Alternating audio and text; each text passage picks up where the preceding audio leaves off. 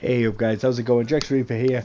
We're back in Fallout 4 and today we're at Mirkwater and I'm continuing the series of doing the smaller builds, you know, so this is just a little 5-person settlement right here and they're all scavengers again, just like they were over at the last one that I did over at Jamaica Plain. I'm quite happy with how these pallets and everything turned into a little step area here, like as if they've put them down so they're not walking on the boggy marshy floor.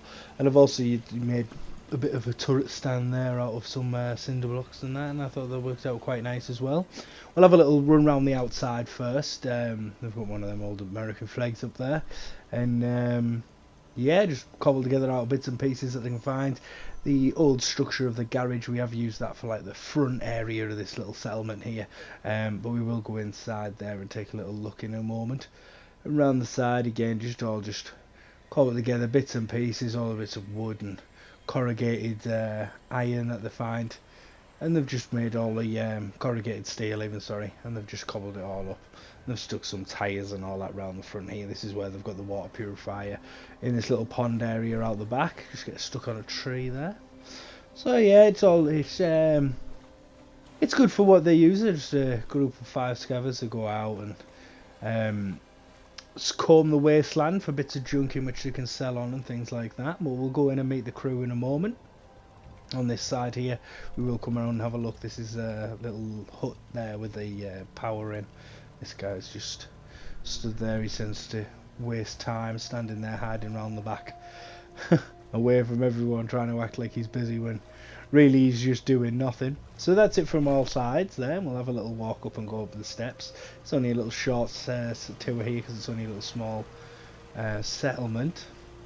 So yeah, they've got the little scavenging station there, and they've got some barrels and the little they've got the 2 guard posts outside here. Another turret stand there made out of boxes and bits of wood and bits of pieces, bits and bits. And there we go, another guard up there, just looking out, making sure everything's alright. They've got a lot of Mirks and all that sort of stuff around here, as you know. Actually got some quite nice weather for this this part of the world. We'll see if that changes, I suppose. And we've got the old house there, but what we've done is we've pulled that sofa out.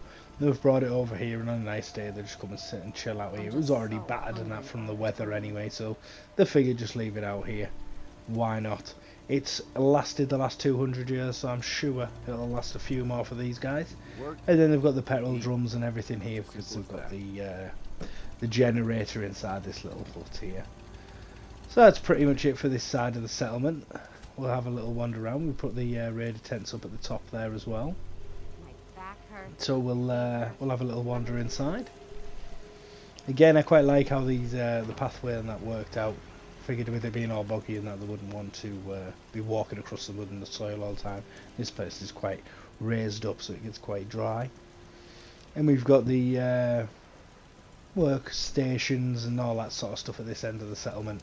A few barrels, a few lights and different things like that. Not much power here, just enough to get a couple of lights going, so there ain't too much.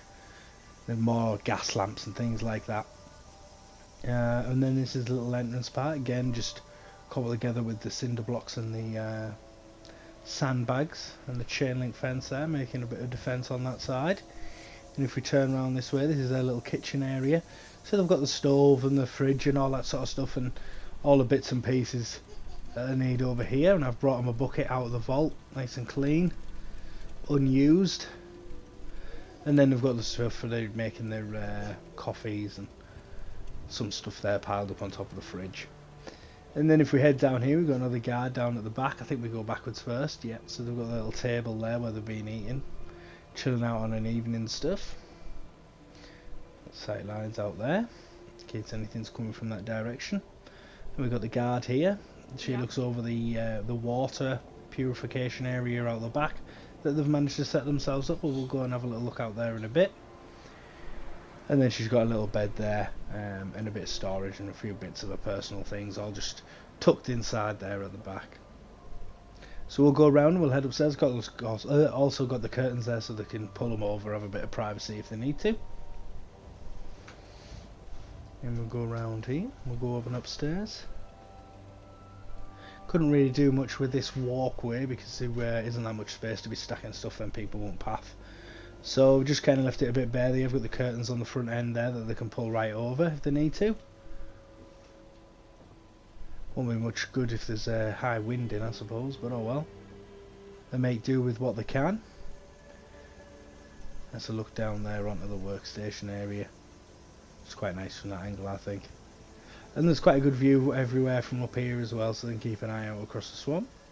So that works out quite nice for them. And then we head down here and we got the bedroom for the rest of the other 3 people here. So there's not 5, there's 4. There's 4 people living here. And they've got a couple of beers and that next to the bed and things, and then they've got the little desk where they can work. So for a lot of stuff's used for storage. Loads of storage boxes absolutely everywhere. And we'll head down here.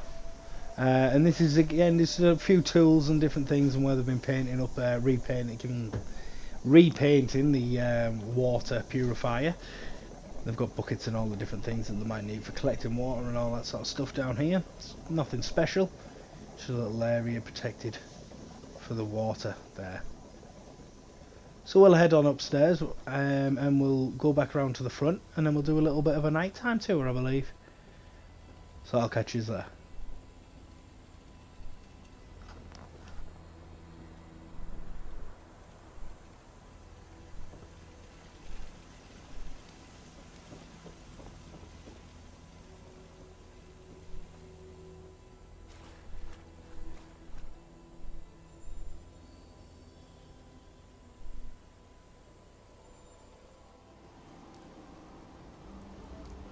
So here we are for the nighttime tour.